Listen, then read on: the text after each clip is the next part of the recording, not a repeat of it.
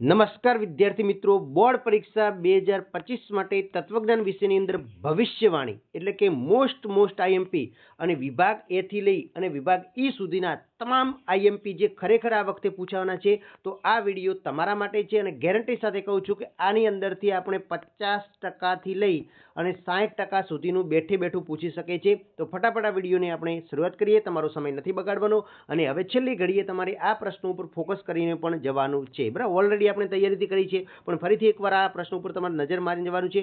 ચલો, પહેલું છે મૂળભૂત તાર્કિક કારકો કેટલા છે, તો મૂળભૂત તાર્કિક કારકો 5 છે।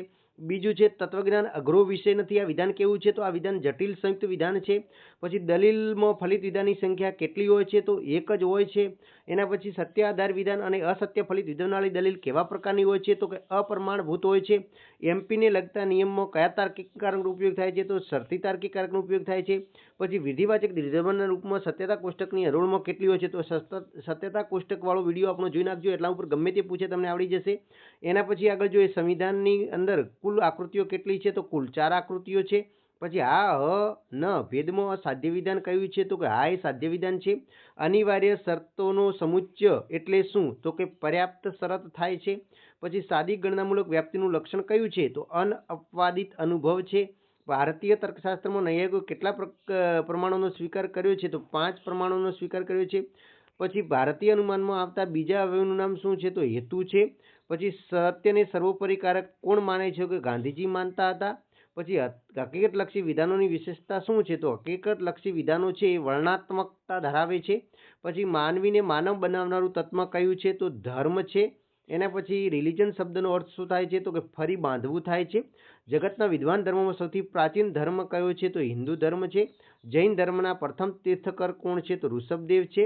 એક ધ્યાનનો સમય કેટલી ધારણાના સમય બરાબર હોય છે, તો કે 12 હોય છે। પછી પ્રત્યાહાર એટલે શું, તો કે પાછા વળવું એવું થાય છે। આટલા 20 મોસ્ટ આઈએમપી પ્રશ્નો એમસીક્યુ હતા। હવે સેક્શન બી ની આપણે વાત કરીએ, વિધાન માટેનું રૂપ એટલે શું। પછી દલીલનું પ્રામાણ્યનો નિર્ણય શેના પર આધારિત છે, તો દલીલના રૂપ પર। દલીલની મૂલ્યાંકનની કઈ ભાષામાં થઈ શકે છે, દલીલ પ્રમાણભૂત કે અપ્રમાણભૂતની ભાષામાં। નિગમનલક્ષી અનુમાનના પ્રકારો કેટલા છે, તો 2 છે। પછી પ્રકૃતિ એકસરખા સંયોગો એકસરખી રીતે વર્તે છે તેવું સાથી કહી શકાય। કોના પ્રત્યક્ષ જ્ઞાનથી અનુમાન ક્રિયાનો પ્રારંભ થાય છે। માનવ જીવનમાં કયા 2 તત્વોનો સિંહ ફાળો છે। માનવીના વિચારો કે બુદ્ધિ સાથે કયું પાસું સંકળાયેલું છે।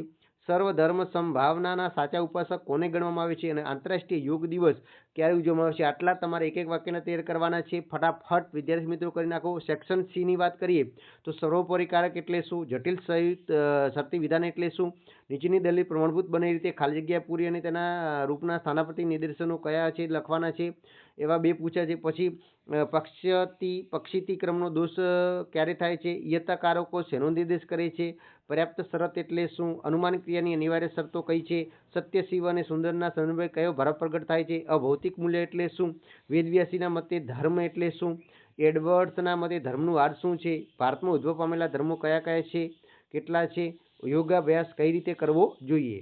એના પછી આપણે સેક્શન ડી ની વાત કરીએ તો સેક્શન ડી ની અંદર તમારે આવી રીતે સત્યતા કોષ્ટકની રીતનો ઉપયોગ કરી અને વિધાન માટેના રૂપ પ્રત્યેક રૂપનું તદેવાચક સહવૈજ્ઞાતિક કે પરાયત રૂપમાંથી કયું પ્રકાર છે નક્કી કરવાનું આવી રીતે પૂછાશે। પછી સત્યતા કોષ્ટકની પ્રત્યેક રીતનો ઉપયોગ કરી દલીલનું પ્રામાણ્ય નક્કી કરવાનું પણ પૂછાય છે। પછી રૂપલક્ષી સાબિતીના 2 દાખલા પૂછાય છે। એના પછી આકૃતિ ભેદ જણાવો અને એવા 2 પૂછાશે, બરાબર, એ પણ તૈયાર કરી દેજો। એના પછી અનિવાર્ય શરત અને પર્યાપ્ત શરત વચ્ચે શું સંબંધ છે। પછી કાર્યકારણનો નિયમ એટલે શું। એના પછી જગતના તમામ ધર્મોનો સુવર્ણ નિયમ શું છે। મનુષ્ય અને પ્રાણીઓમાં કઈ બાબતો સામ્યતા જોવા મળે છે। ટાળવા યોગ્ય દુર્ગુણો જણાવો। હિન્દુ ધર્મના નૈતિક સિદ્ધાંતો કયા છે। યોગની જીવન દ્રષ્ટિએ વૈશ્વિક સ્વીકાર થયો છે એમ સાથી કહી શકાય છે। અને પતંજલિ અનુસાર યમનો અર્થ જણાવો। હવે સેક્શન ઈ ની વાત કરીએ તો સેક્શન ઈ ની અંદર સમુચ્ચયનું તાર્કિક સ્વરૂપ સત્યતા કોષ્ટકની મદદથી સ્પષ્ટ કરો અને સમુચ્ચયનું લક્ષણ લખશો।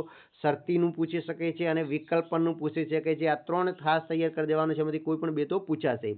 પછી દલીલનું પ્રામાણ્ય એટલે શું, સવિસ્તાર સમજાવો। પછી સાદી ગણનામૂલક વ્યાપ્તિનું લક્ષણ અને ઉદાહરણ સમજાવો। વ્યાપ્તિ ના પ્રકારો આકૃતિ દોરી સમજાવો। પછી પંચવ્ય અનુમાનનું નિરુપાધિક સંવિધાન સાથે તુલના કરો અને જગતના વિદ્વાન ધર્મોની માહિતી સંક્ષિપ્તમાં લખો। અને ધર્મ અનેક હોવા છતાં હાદરૂપ કે તત્રૂપ ધર્મ એક જ છે એ સમજાવું। તો આટલું તમારે આ ભવિષ્યવાણીનું પેપર છે, ખાસ તૈયાર કરી જવાનું છે। અને ફરી મળીશું પેપર સોલ્યુશન વખતે, ત્યારે કેટલા આમાંથી પૂછ્યા છે એ પણ આપણે જાણીશું।